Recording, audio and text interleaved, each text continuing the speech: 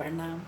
गणतंत्र दिवस के इस शुभ अवसर पर मैं सारे लोगों को, पूरे भारतवर्ष को, अपने उत्तराखंड को, प्रत्येक जन जन को जिनकी इसमें भागीदारी थी, रही, और वो लोगों को मैं नमन करती हूँ और मैं सैल्यूट भी करती हूँ। आओ ऐसी पुण्य आत्माओं को याद करते हुए हम अपने भारत के इस पावन पवित्र दिवस पर बड़ा गर्व से हम लोग इसको मनाते हैं। और इसको मनाने के लिए भी हम लोगों को जो बहुत कुर्बानियाँ देनी पड़ी।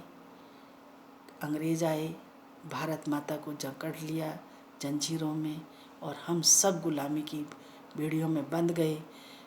बहुत उत्पीड़न हुआ, शोषण हुआ, और तब जाकर हमारे जो बुद्धिजीवी थे, हमारे जो सामाजिक सुधारक थे, एडवोकेट थे, बहुत ही समाज के जो प्रबुद्ध लोग थे, उन्होंने आगे आकर के फिर अपने देश को बचाने का प्रयास किया।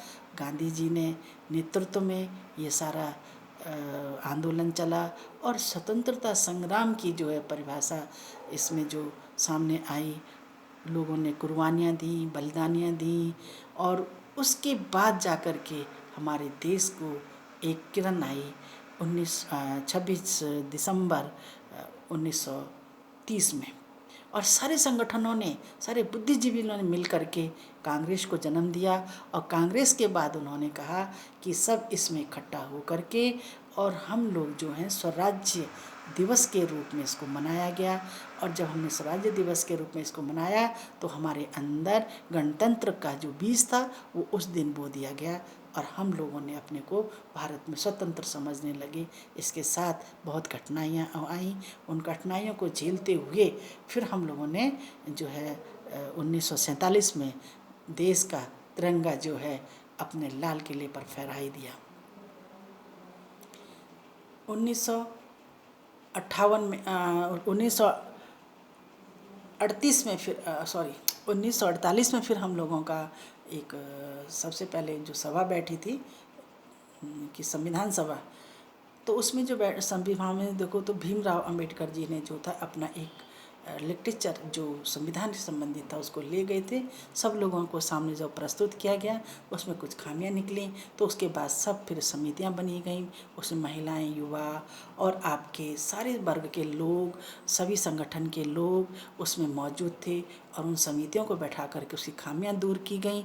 और इस तरह से हमारा जो संविधान था ये 2 वर्ष लग गए, 11 महीने लग गए, और इसको जो है 17 दिन में पूरा कर दिया गया।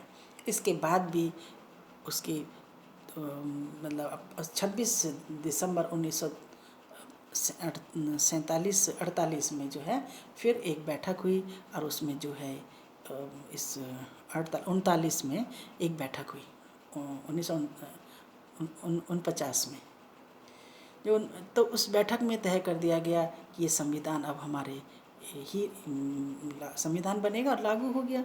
इसके साथ साथ मैं आपको एक और बात बताना चाहती हूँ कि इस संविधान को जो लिखा गया था, यही संविधान सबसे भारी संविधान है, बड़ा संविधान है, और ये विश्व का एक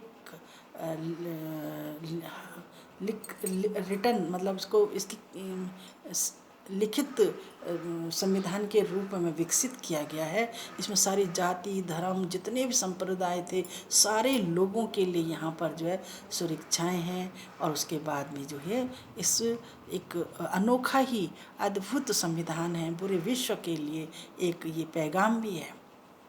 हमारे संविधान में 50 में जब ये संविधान लागू हो गया तो हम 26 जनवरी 1950 को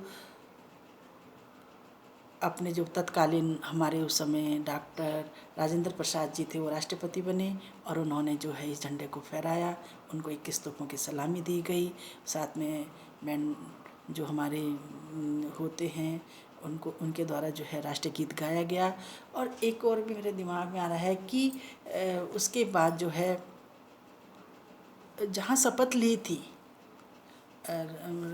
उसमें राजभवन में, वहाँ से वो 5 किलोमीटर पैदल जा कर के, या 5 या 7 किलो के लगभग ऐसे पैदल गए थे, लाल किल नहीं सॉरी पैदल गए थे राजपथ तक, और वहाँ पे झंडा फहराया और शहीदों को, स्वतंत्रता सेनानियों को याद करते हुए, नमन करते हुए अपने देश की खुशहाली और विकास के लिए जो है कार्य करने की शपथ ली। और इसी तरह से हम लोग आज भी हम देख रहे हैं कि हमारे हमारे जो जनपथ में, राजपथ में जो है झांकियाँ निकली, और हमारे उत्तराखंड की झांकी उसमें थी। उसमें उत्तराखंड की जब मैं झांकी देख रही थी तो सबसे पहले हमारे बद्री विशाल, उसके जो है हिमखंड, और उसमें मोनाल पक्षी के साथ में हमारा जो था हिरन, जो ये कस्तूरी हिरन है, वो भी वहाँ पे खड़ा दिखा। योग करते हुए लोग दिखे, हमारी बहनें बच्चे जो थे वो डांस करते हुए अपनी वेशभूषाओं में। और इस तरह से प्रेजेंटेशन देख करके एक जोश और आता है कि हम आज अपने भारत में कहीं ना कहीं स्थान पाए हैं। और मैं इन्हीं शुभकामनाओं के साथ आप लोगों को एक निवेदन करती हूँ कि आप अपने बच्चों को अपने इतिहास को बताइए, सब कैसे हम देश को आज़ाद हुए थे और कैसे हमने इसको अभी बचा के रखना है।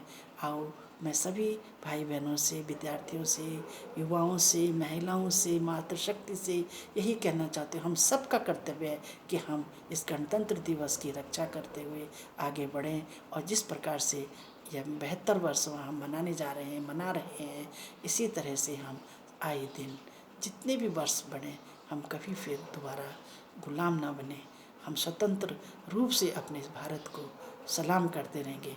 जय उत्तराखंड, जय भारत, जय मेरे गणतंत्र दिवस को मैं सलूट और सलाम करती हूँ। मैं इन्हीं शब्दों के साथ आप सबका पुनः एक बार अब गणतंत्र दिवस की बधाइयाँ देते हुए मैं जय भारत माता और जय हमारे शहीद, जय बलिदानियों के साथ आज के संविधान को भी मैं प्रणाम और सम्मान